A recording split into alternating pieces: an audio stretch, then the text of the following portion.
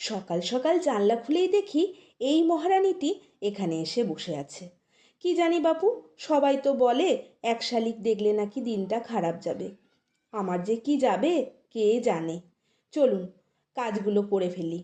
একটা বছরের অপেক্ষা। কার অপেক্ষা বলুন তো? শীতকালের গো। গরমকালটা আমার একদম পছন্দ হয় না। আসলে আমি শীতকালটা খুব ভালোবাসি। তবে যাই হোক, সবই তো মেনে নিতে হবে।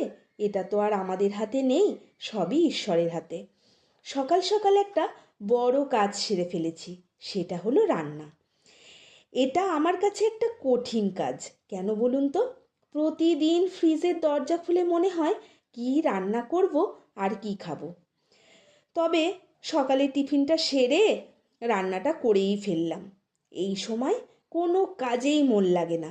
সময়টাই তো এমন, জানেন তো, বিছানা যদি না পরিষ্কার করি তাহলে মনে হয় সারাদিন কাজই এগোতে চাইছে না। তাই আগে বিছানাটা গুছিয়ে ফেলি। কিন্তু আজ আমি সব থেকে কঠিন কাজ রান্নাটা করে ফেলেছি। বেড কভার, বালিশের কভার পাল্টে দেব। 4-5 দিনের বেশি রাখা উচিত নয়। বাংলায় একটা প্রবাদ আছে, সংসার সুখী হয় রমণীর গুণে।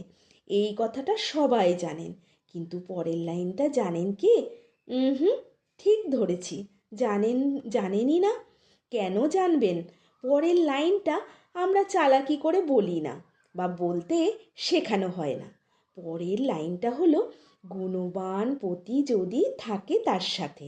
এবার পুরো কথাটা বলবো। সংসার সুখী হয় রমণীর গুণে, গুণবান পতি যদি থাকে তার সাথে।